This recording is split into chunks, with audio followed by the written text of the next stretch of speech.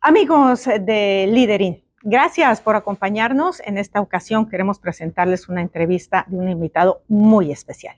Hemos venido hasta la ciudad de Los Ángeles para tener una conversación amena, informativa, con el señor cónsul general y embajador precisamente de esta sede diplomática, Carlos González Gutiérrez. Señor cónsul general, gracias por estos minutos para Liderin. Al contrario, muchísimas gracias por el interés de visitarnos. Mire, esta sede, usted inició su carrera consular hace 35 años en esta sede consular, ¿es correcto? Así es, sí. Fue ¿Cómo ha cambiado todo de entonces a ahora? Ha sido un cambio muy profundo. Cuando yo llegué aquí como tercer secretario en 1989, finales de 1989,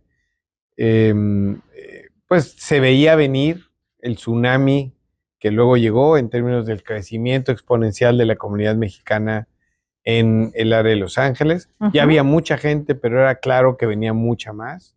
Y el impacto en el tejido social en esta ciudad quizás todavía no se aquilataba en su justo peso. 35 años después es ahora mucho más obvio. Ahora la comunidad está mucho más empoderada, tienen sus líderes, la clase media mexicano-americana, que en ese entonces no existía o era muy incipiente, ahora tiene pleno acceso a los círculos de poder político y económico en esta región.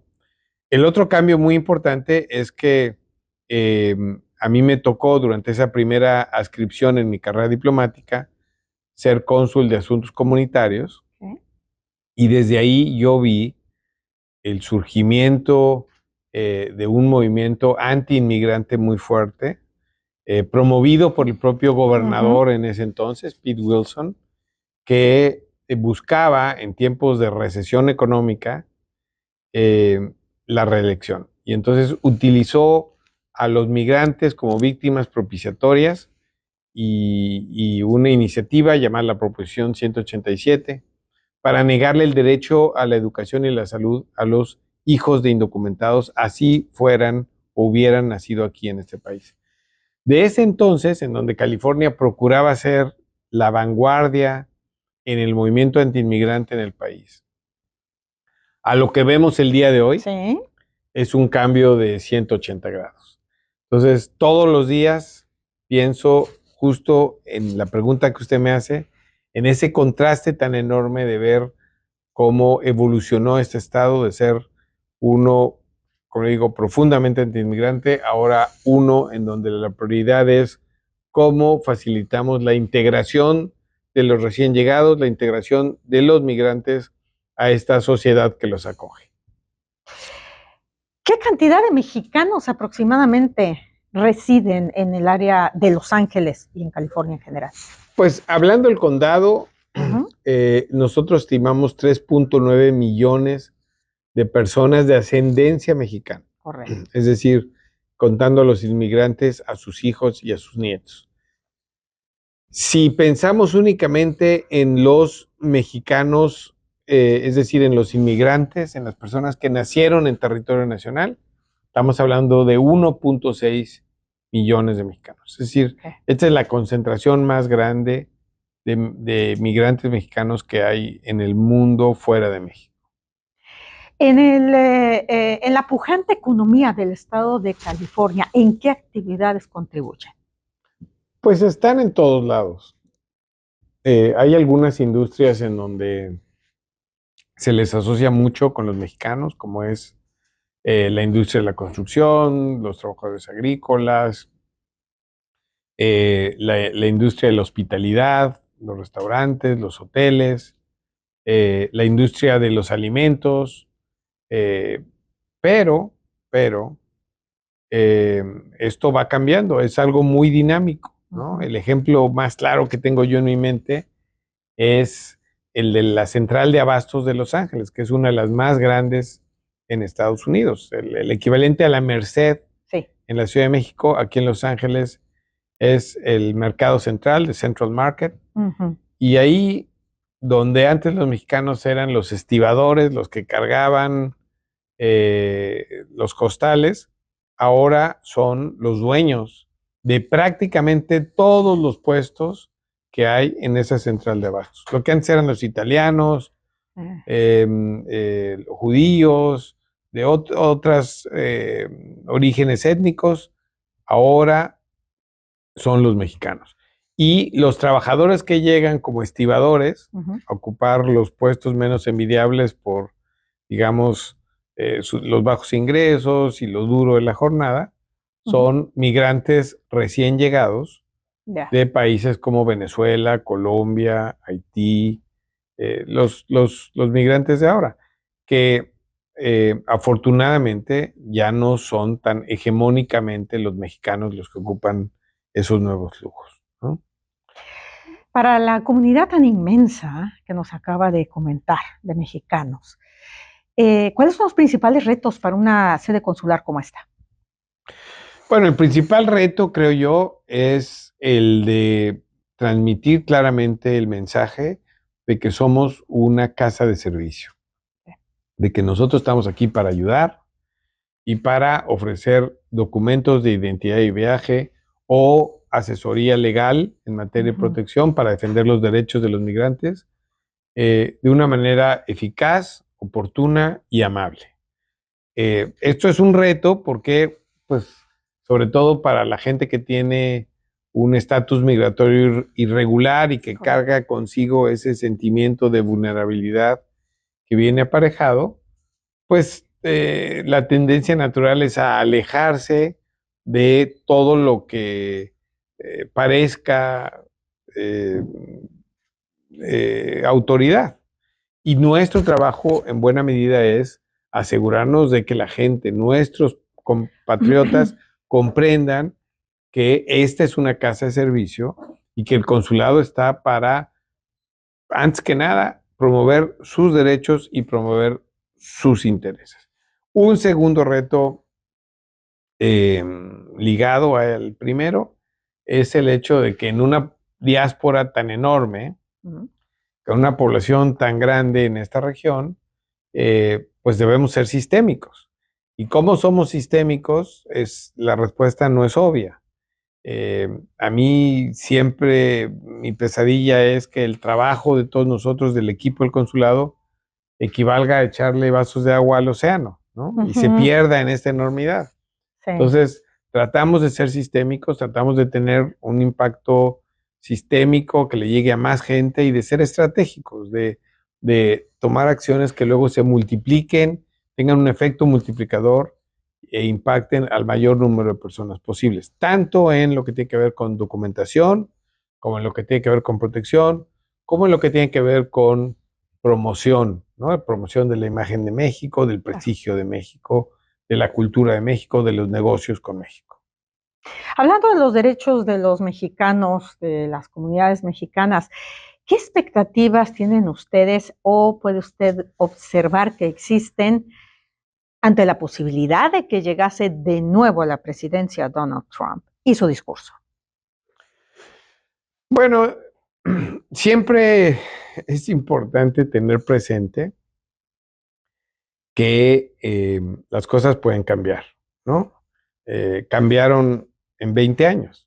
Esta era una región profundamente antiinmigrante y ahora es una región en donde el gobierno estatal se esfuerza por darle seguro médico a todas las personas, acceso a medical, independientemente de su estatus migratorio o de su edad, con el ánimo de ayudar a los migrantes a integrarse, ¿no? Por citar nada más un ejemplo.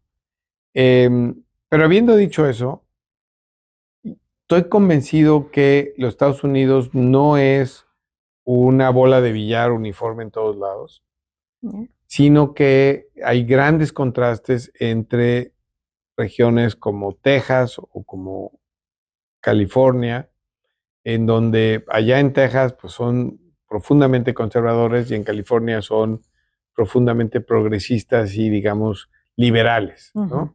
Yo creo que quienes residen en este estado pueden tener certidumbre de que al menos en el corto y mediano plazo, independientemente de quién gane la próxima elección presidencial, California seguirá siendo ese estado de inmigrantes que se esfuerza por ayudar a los migrantes, a los recién llegados, a integrarse a esta sociedad para que eso detone una serie de transacciones económicas que mientras se mantengan al margen no benefician ni a los migrantes, ni a sus familias, ni a la sociedad en general. Yo creo que eso no va a cambiar. Por supuesto, si llegara al poder en Washington, D.C., un presidente con una agenda abiertamente antiinmigrante, las cosas se nos van a dificultar a todos. No quiero que se me malinterprete, pero a los migrantes que residen en California, yo creo que pueden tener la seguridad de que tendrán un estado Claro. que, o sea, un gobierno a nivel subnacional, a nivel de California, a nivel estatal, que se dedicará a ofrecer la resistencia frente al gobierno federal. ¿En qué consiste esa resistencia? Por ejemplo, en prohibirle a las autoridades estatales y locales de aplicación de la ley a colaborar con las autoridades federales, algo que no sucede en estados conservadores como Texas, ¿no? Correcto. O, por ejemplo, consistirá en promover derechos inalienables como el de la nacionalidad estadounidense a quien nazca en este territorio, independientemente de si sus padres tienen estatus migratorio legal, si son ciudadanos o lo que sea. ¿Y cómo van a proteger eso? Mediante litigios, promoviendo que las cortes también sirvan de resistencia y le pongan límites a un gobierno hipotéticamente antiinmigrante en Washington, D.C. ¿Cómo nos estamos preparando las autoridades en materia de política exterior mexicanas ante la proliferación de estas leyes antiinmigrantes que ya están en Oklahoma? Bueno, todas basadas en la de Texas, la SB4, ¿no? Pero ya hay varios estados que ni siquiera son fronterizos, pero ya han aprobado leyes antiinmigrantes. ¿Cómo estamos preparando? Sí, bueno, el reto ahí para los cónsules mexicanos es cumplir con nuestro mandato principal, que es defender los derechos y los intereses de nuestros connacionales dentro de nuestra jurisdicción, pero evitar las guerras culturales en las que se ha dividido este país. Lamentablemente, la migración se ha convertido en un tema que ocupa el centro de esas guerras culturales y a veces es muy difícil mantenerse al margen. En Texas, por ejemplo, es inevitable que el rol del cónsul se vuelva controversial porque nuestro trabajo es visto como injerencista, a pesar de que solo tratemos de cumplir con lo que la Convención de Viena de relaciones consulares nos permite hacer, ¿no?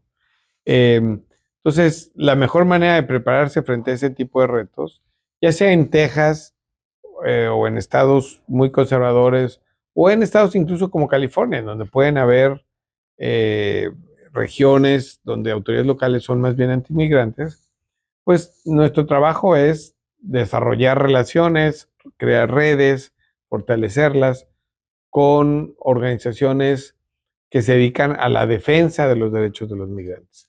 Afortunadamente los consulados no actúan en un vacío, sino que llegan tan lejos como sus aliados les permiten llegar, como la fortaleza de estas redes proyectan el trabajo de los consulados.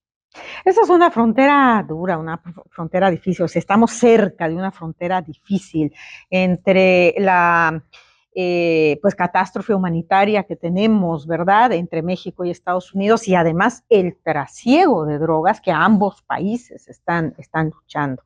Independientemente de los retos que ya nos comentó, ¿de qué manera hacen ustedes frente a todo esto? Bueno, la mejor herramienta que tiene México en términos de política exterior es la red consular mexicana, su capilaridad, el hecho de que son 53 representaciones consulares esparcidas en Estados Unidos. Se podría imaginar, cada una de ellas pues, tiene un equipo de profesionales, la mayoría de ellos con muchos años de experiencia en el servicio exterior, especialistas que pues nos permiten tener un diagnóstico relativamente exhaustivo y actualizado sobre cuáles son los líderes mexicanos, mexicanoamericanos, los amigos de México, con quienes nosotros nos podemos apoyar, ¿no? Entonces, en ese sentido, la mejor herramienta que tiene México ante los retos en la relación bilateral, ante los retos en la frontera, ante los retos en términos de una narrativa cambiante que no siempre nos beneficia, o más bien casi siempre estigmatiza a los migrantes, creo yo, es esa capilaridad de su red consular. Finalmente, y de manera muy breve, ¿qué le diría a aquellos mexicanos que están pensando en migrar de manera irregular a Estados Unidos en estos momentos? Bueno, la decisión de migrar en buena medida es una decisión muy personal, que es propia de los derechos humanos a los que debemos tener acceso todos de manera irrestricta. Ojalá y la migración fuera un asunto completamente de elección, que nadie se viera obligado a migrar, pero finalmente es una decisión personalísima. Yo lo que les diría, el consejo que le daría a quien esté considerando eso es, uno, hacerse de los mejores elementos posibles en términos de información para tomar la mejor decisión. Y eso implica aquilatar, evaluar muy bien los riesgos asociados con la aventura del migrante. Es peligroso migrar de manera clandestina hacia los Estados Unidos. Las personas que se dedican a esto muchas veces pintan color de rosa el trayecto, y como resultado de ello, durante los años que yo fui cónsul general de México en San Diego, pues veíamos que 42, 43, 45 mexicanos en promedio perdían la vida simplemente tratando de cruzar. Entonces, mi consejo sería hacerse los mejores elementos de información, consultar las fuentes oficiales y sobre todo poner en duda, siempre poner en tela de juicio lo que las personas interesadas en cobrarnos por traernos aquí a este país nos cuentan, porque esas personas tienen un cierto interés y no necesariamente nos dicen la verdad o actúan de acuerdo a nuestros propios intereses. Pues señor Cónsul General Carlos González Gutiérrez, gracias por estos minutos, por esta charla tan importante, por compartir con nosotros toda esta información. Le agradecemos mucho habernos recibido en el consulado. Muchísimas gracias a ustedes. Gracias, amigos de Liderín. Síganos por favor en nuestras redes y nos vemos próximamente.